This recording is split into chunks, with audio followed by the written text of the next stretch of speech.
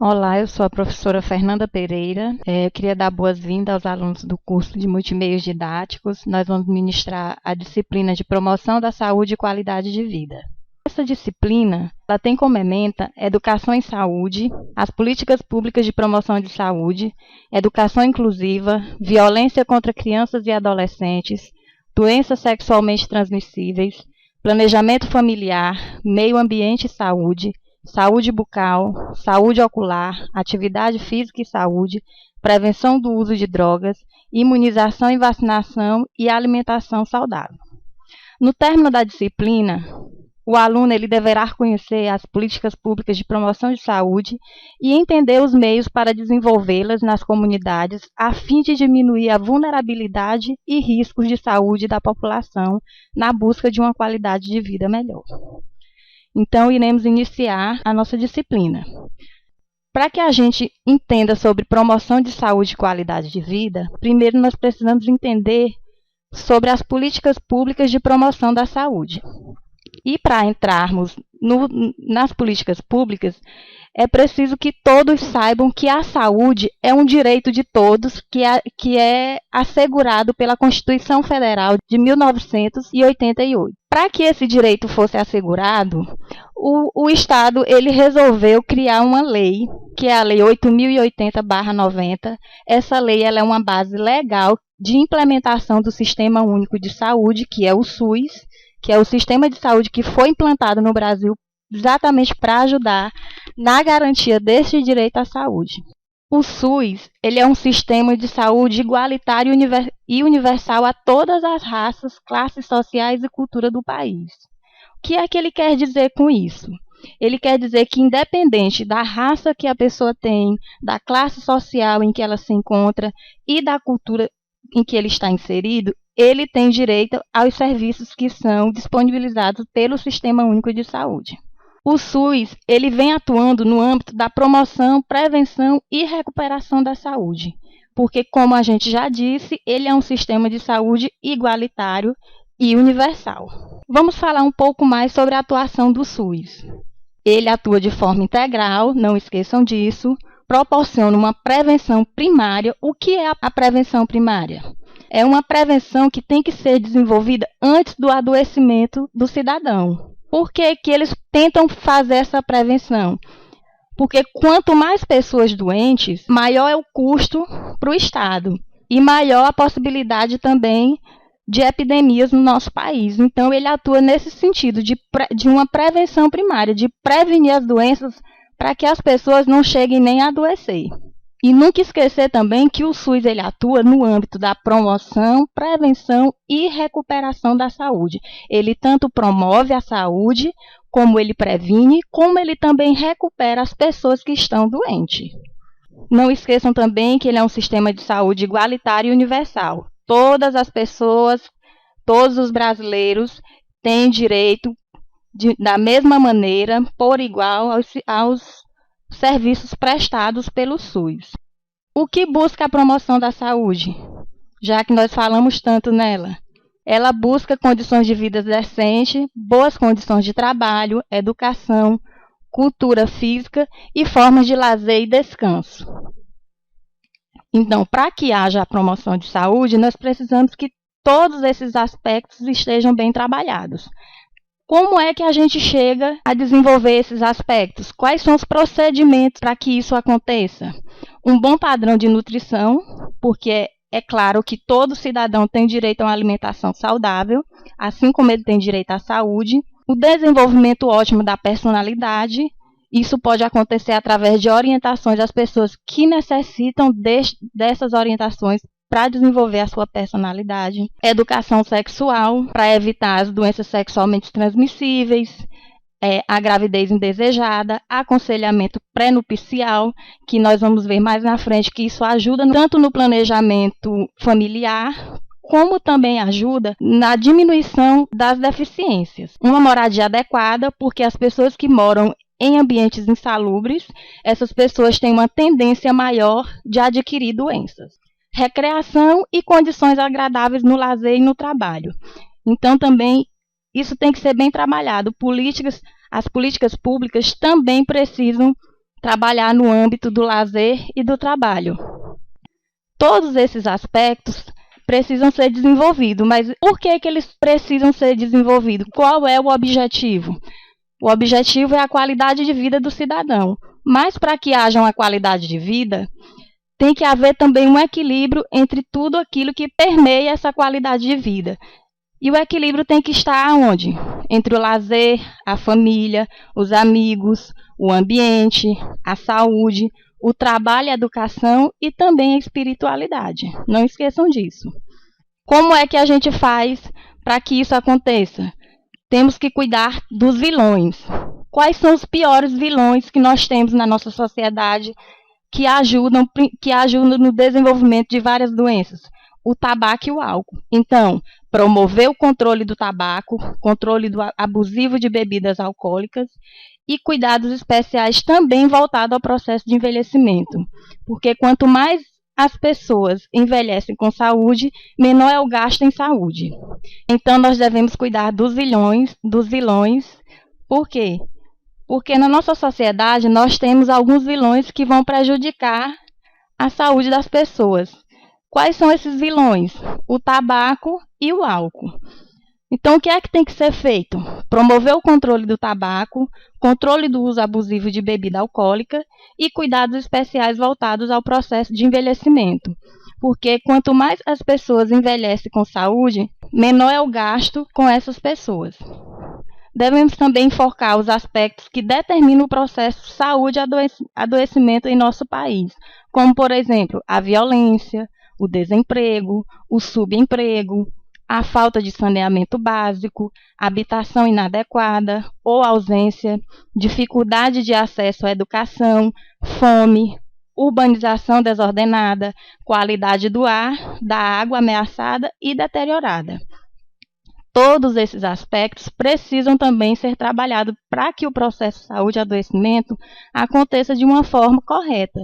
Porque quando a sociedade vive em um meio desordenado, onde há pobreza, onde há lixo pelas ruas, onde há violência, onde não há um salário para que haja uma boa alimentação, tudo isso provoca doenças. A gente também não pode esquecer que a saúde, como produção social e determinação múltipla e complexa, exige a participação de todos os sujeitos envolvidos em sua produção. Não é só a equipe da saúde que vai conseguir chegar ao cume desse processo. As políticas públicas de saúde, para serem desenvolvidas, precisam também da ajuda da população. Todos os sujeitos envolvidos nesse processo precisam participar. Alguns projetos são desenvolvidos para ajudar exatamente nesse aspecto, para que haja uma maior interação dos sujeitos envolvidos no processo de saúde-doença. E um ponto bem importante é a educação em saúde e o programa de saúde na escola. A educação em saúde ela tem que acontecer de maneira permanente. Não pode ser uma coisa que se inicia e não se chega ao fim. Ela tem que estar permanentemente sendo desenvolvida. Tomar como referência as necessidades de saúde das pessoas e da população. Por quê? Porque nós temos que desenvolver as políticas dentro da realidade das pessoas que estão precisando de fato. Então, se você não desenvolve um trabalho direcionado à necessidade daquele cidadão, como a gente pode chegar num bom resultado, não é verdade? Devemos também estimular o planejamento de políticas públicas capazes de promover a saúde e a participação popular, para que a gente chame cada vez mais essas pessoas para junto da saúde, para que elas entendam como acontece esse processo. A implantação do PSE permitiu aos adolescentes maior contato com a equipe da saúde da família. Por quê? Porque ele começou a entrar dentro da escola, dentro da comunidade, e com isso as pessoas começaram a entender melhor como essas políticas acontecem. A escola. O que é que a gente tem a falar da escola? A escola a gente sabe que é onde acontece todo o processo de ensino-aprendizagem. Ela contribui na construção de valores pessoais e dos significados atribuídos a objetos e situações, entre eles a saúde. Então, qual o melhor lugar para se chegar e fazer com que as pessoas compreendam como se tem que fazer para se prevenir as doenças, como se tem que fazer para conhecer como viver melhor, qual a melhor alimentação, para elas entenderem que o sedentarismo faz mal à saúde. Então, o melhor lugar é a escola, porque lá é onde nós temos as nossas crianças e os nossos adolescentes que estão num processo de construção do conhecimento e da personalidade. Nós devemos permitir a proteção do meio ambiente na conservação de recursos naturais e na participação cada vez maior da população em projetos de promoção da saúde. A escola e o serviço da saúde atuam na vida cotidiana, discutindo valores, crenças, mitos, hábitos e estilos de vida em momentos em que os indivíduos estão mais suscetíveis à reflexão sobre esses aspectos. Por que a gente fala isso? Que as pessoas, que na escola eles estão mais suscetíveis a isso? Porque lá na escola, quando ele chega, ele ainda não está cheio de manias, ele ainda não está totalmente inserido na cultura, porque ele ainda está aprendendo o estilo de vida em que ele vai ter. Então, se nós chegarmos dentro da escola e ensinar para essas crianças que o estilo de vida correto não é comer o salgadinho, é comer uma fruta, que o estilo de vida correto não é passar o dia inteiro na frente da TV, é praticar um esporte, tudo isso vai servir de influência para a vida adulta, diminuindo assim as doenças que irão aparecer possivelmente na sua vida. É fundamental que o atendimento à saúde ultrapasse os muros dos hospitais e centros de saúde e envolva a participação de outros setores da sociedade. O que é que isso quer dizer, gente? Isso quer dizer que a saúde ela não precisa se restringir simplesmente aos hospitais e aos centros de saúde, que a escola, que a igreja, que o centro comunitário, que a associação de moradores, todo mundo pode estar envolvido neste processo através de palestras, de orientações, de oficinas, tudo em busca de uma saúde melhor, de desenvolver essas políticas para que a gente possa afastar cada vez mais as doenças da nossa população e fazendo com que a gente tenha uma sociedade saudável. Estratégia Saúde da Família. O que é que a estratégia Saúde da Família deve buscar? Ela deve buscar continuamente a integração com instituições e organizações sociais por meio de parceiros. Esses parceiros podem ser as instituições que estão dentro da comunidade, para ajudar a desenvolver essas estratégias que foram construídas em busca única e somente da saúde da família. Ela deve também estudar as condições de cada grupo social para direcionar as atividades prioritárias identificadas. Isso aqui a gente já viu. Do mesmo jeito que ele vai na comunidade e busca a necessidade da comunidade para desenvolver essas atividades, as condições de cada grupo social também devem ser prioridade identificada. Essas ações elas devem ocorrer em parceria com a comunidade, buscando o cuidado individual e familiar, certo? Então, essas foram as estratégias de saúde da família, as políticas públicas. Nós vamos falar agora um pouco sobre a educação inclusiva. Quando a gente fala em educação inclusiva, a gente já começa a pensar, a inclusão é colocar as pessoas com deficiência física, mental ou múltipla, seja ela qual for, no meio da sociedade, para que as pessoas consigam viver com elas ao seu lado. Mas a gente também tem que entender que isso é um processo que não acontece simplesmente. Ele tem que ser trabalhado. Por quê? Porque o último censo demográfico do IBGE de 2002 mostrou que 14,5% da população tem algum tipo de deficiência.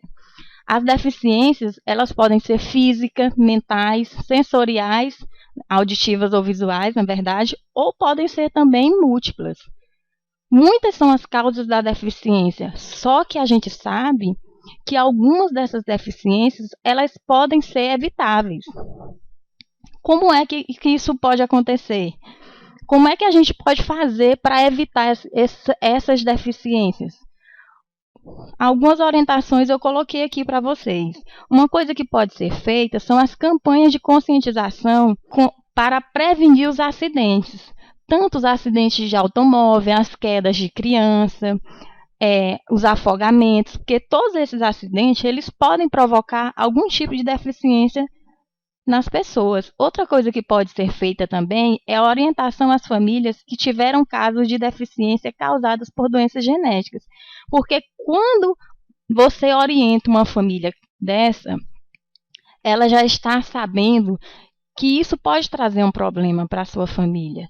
Então, ela procura um meio de resolver o problema, de prevenir, de se prevenir com o intuito de evitar que uma pessoa da sua família possa vir a ter algum tipo de deficiência.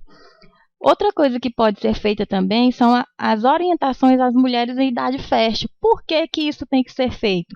Porque, por exemplo, a mielomeningocele, ela é uma doença que causa deficiência. Por que que essa doença acontece? Porque as mulheres, quando vão engravidar, elas não se planejam. Então, é uma doença provocada pela falta de ácido fólico. Se a mulher toma ácido fólico 3 meses antes da gestação, ela foge dessa estatística de ter um filho portador de deficiência. Vamos falar um pouco sobre a qualidade de vida do portador de deficiência. Como é que a gente pode chegar nessa qualidade de vida? Nós temos que entender que tem que haver a inserção no meio familiar, educacional, profissional e social dessa pessoa. Não é somente, porque eu vou passear com a pessoa, porque eu vou levar para o shopping. Não é somente isso, ela precisa se inserir no meio do trabalho, ela precisa de se desenvolver profissionalmente, a família precisa amar essa pessoa. É a sociedade que deve se ajustar à pessoa com deficiência e não o deficiente se ajustar à sociedade. Nós devemos melhorar o acesso aos locais públicos, utilizar também as legendas nos programas de televisão para facilitar que essas pessoas que tenham deficiências sensoriais, elas entendam o que está acontecendo. As pessoas com deficiência e seus familiares devem conhecer os seus direitos específicos, além dos assegurados a todos os indivíduos. Porque se nós formos atrás, além de todos aqueles direitos que qualquer cidadão tem, independente de ter deficiência ou não, eles têm alguns direitos específicos, como, por exemplo, se a renda familiar não ultrapassar 1/4 do salário mínimo por pessoa da residência, ele tem direito a um salário mínimo. Então, é preciso que eles entendam e busquem os seus direitos. A pessoa com deficiência na adolescência. O que é que a gente pode falar sobre isso? Como qualquer jovem, o adolescente com deficiência, ele vive questões consideradas características desse momento, que a gente sabe que é uma fase de alguns atritos, inclusive, como a rebeldia, o inconformismo, a busca de novas sensações, a necessidade de definição profissional e também sexual. Há muita gente que os considera assexuados, ou seja, que essas pessoas não possuem sexo, que elas não têm vontade. Ou, ao contrário disso, essas pessoas sofrem uma exacerbação da sexualidade. Como a gente pode ver algumas pessoas, porque fulano tem certa deficiência, a sexualidade dele é muito aguçada. Isso não é verdade, são pessoas como qualquer outra. Por ser negada a sexualidade, os adolescentes com deficiência, e particularmente aqueles com deficiência mental, veem diminuídas as possibilidades de manifestá-la. Eles sentem vergonha porque as pessoas acham que eles são diferentes. E neste ponto, eles são iguais a nós. Esses adolescentes também não recebem educação sexual. Fatores que contribuem para torná-los mais expostos ao abuso sexual. Só o que a gente vê são casos de abusos sexuais com pessoas que são portadoras de deficiência. Então, a gente precisa trabalhar bastante essa questão da educação sexual também para as pessoas que são portadoras de algum tipo de deficiência. Vamos falar agora sobre violência contra crianças e adolescentes. A violência ela mata mais que as doenças. Isso é fato. No Brasil, de todas as crianças que morrem entre 5 e 9 anos, 47% são vítimas da violência. Na faixa de 10 a 14, chegam a 54,6%. E no grupo de 15 a 19 anos, correspondem a 70,8%. Então, a gente vê que quanto mais a criança vai crescendo, mais aumenta a violência contra elas. Quais são as redes de proteção dos direitos da criança e do adolescente? Essas redes, primeiramente, elas têm como marco de referência o Sistema de Garantia dos Direitos estabelecidos no Estatuto da Criança e do Adolescente, o ECA.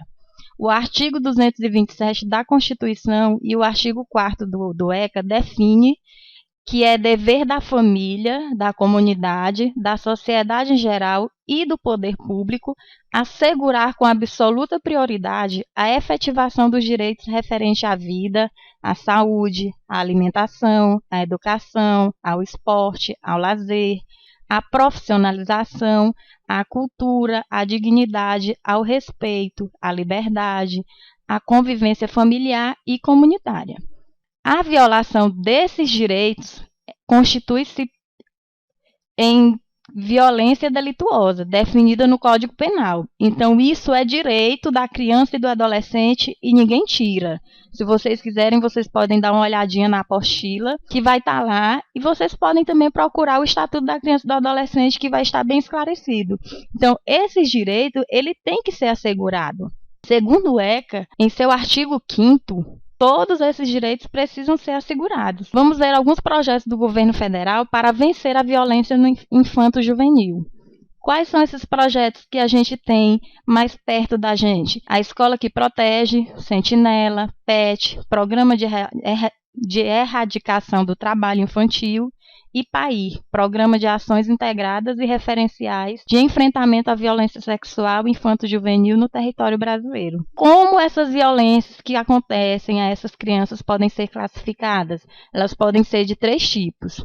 Podem ser físicas, psicológica e sexual. A violência física a gente vê muito partindo até dos próprios pais dentro de casa, que violentam as crianças de forma muito bruta, batendo, por qualquer motivo. A psicológica pode acontecer de qualquer parte. Os pais devem estar sempre atentos quanto a isso. E a violência sexual também tem que ser uma coisa que deve ser bem observada, porque geralmente ela parte de uma pessoa que você menos imagina. Então, é preciso que se oriente, além de se orientar as crianças e os adolescentes, que se oriente também os pais para que eles fiquem atentos quanto a isso. Vamos ver aqui alguns organismos do sistema de garantia dos direitos da criança e do adolescente. Nós temos aqui os conselhos dos direitos da criança e do adolescente, os conselhos tutelares, que a gente vê sempre nas comunidades, os fundos dos direitos da criança e do adolescente, as varas da infância e da juventude, promotoria da infância e da juventude, temos também as delegacias de proteção à criança e ao adolescente, os fóruns dos direitos da criança e do adolescente, centros de defesa, defensoria pública, secretarias de governo estaduais e municipais executores das políticas públicas, e temos também as organizações não governamentais.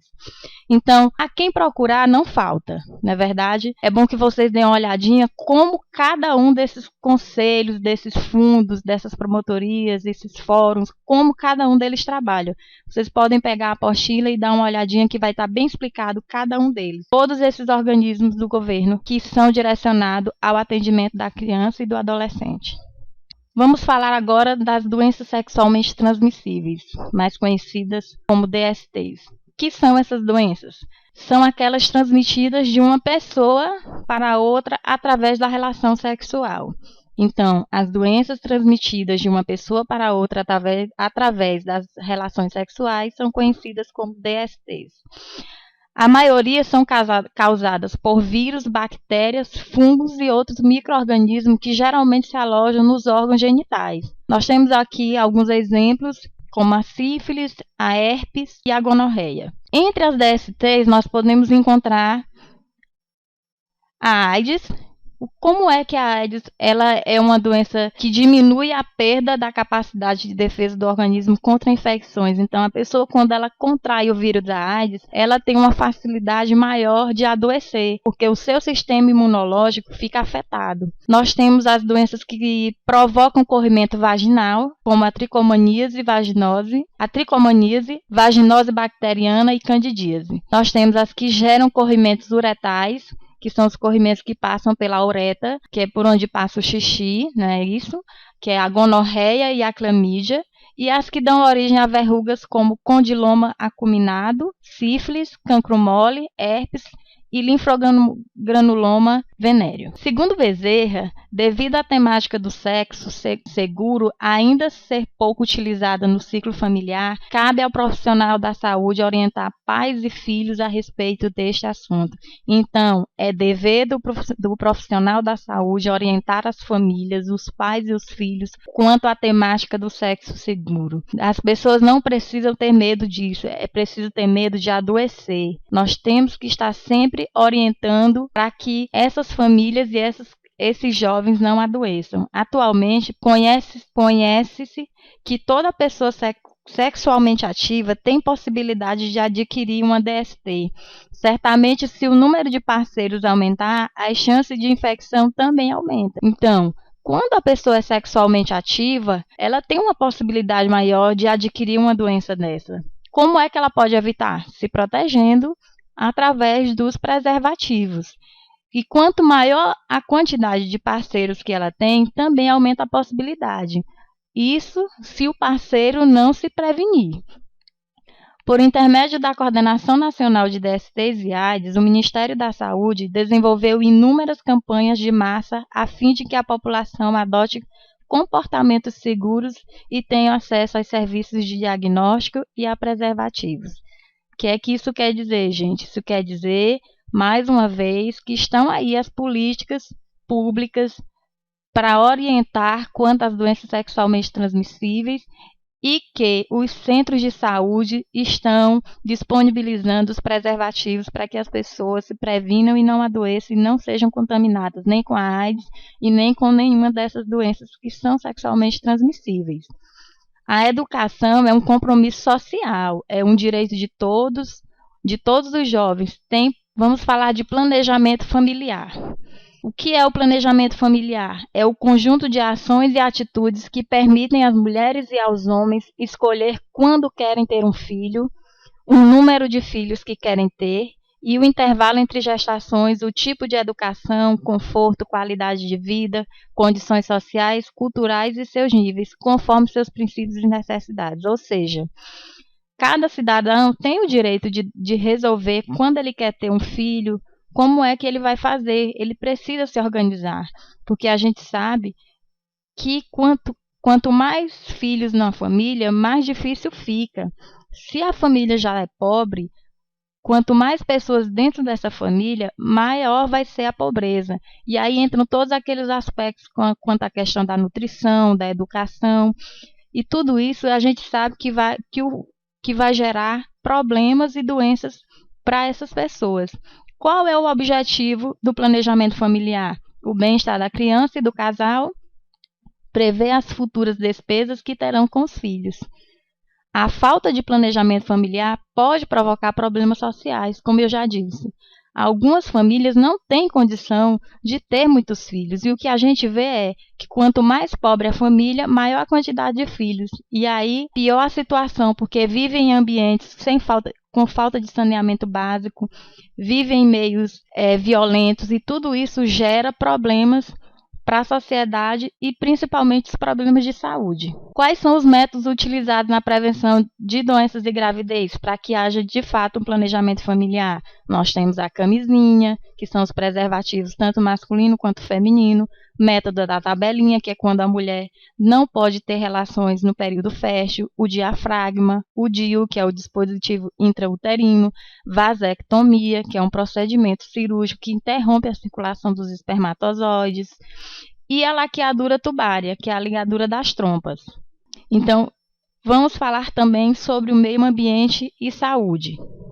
Para a Organização Mundial de Saúde, saúde ambiental são todos aqueles aspectos da saúde humana, incluindo a qualidade de vida, que é o que a gente está sempre falando e buscando. Estão determinados por fatores físicos, químicos, biológicos, sociais e psicológicos no meio ambiente.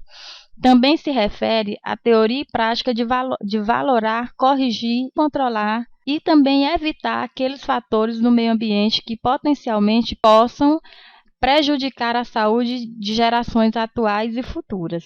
Então, é o que a gente vê sempre falando, questão do efeito estufa, que as pessoas precisam preservar a natureza, que as pessoas precisam reciclar, porque tudo isso vai provocar danos ao nosso meio ambiente e esses danos vão provocar problemas de saúde à nossa sociedade. Os fatores ambientais, eles podem ser, como eu já falei, físicos, químicos, biológicos e também nutricionais.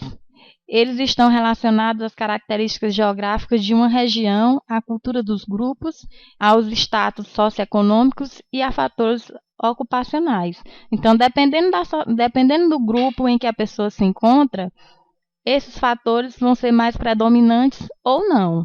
Uma parcela da população que vive em condições precárias é mais vulnerável às agressões ambientais, propiciando doenças, como eu já falei. Se a pessoa vive em uma comunidade que não tem saneamento básico, que a violência é gerada, então a possibilidade dela adquirir doenças é muito maior do que uma pessoa que vive num ambiente saudável.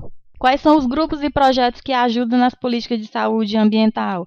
A Organização Pan-Americana da Saúde, que foi criada para elaborar exatamente uma política nacional de saúde ambiental para facilitar esse processo, para que a gente chegue a uma saúde ótima. A violência ambiental, que tem finalidade de identificar as medidas de prevenção e controle dos fatores de risco ambientais relacionados às doenças ou a outros agravos à saúde. E também o Projeto de Juventude e Meio Ambiente do Governo Federal, que tem por objetivo formar lideranças juvenis para atuar em atividades voltadas para o meio ambiente. A nossa aula termina agora. Eu queria que vocês pegassem a apostila, um tempinho que vocês tivessem para dar uma olhadinha, para que vocês entendam realmente o que são as políticas públicas, para que vocês entendam os processos que acontecem para que a gente chegue à qualidade de vida. Muito obrigada e até a próxima aula.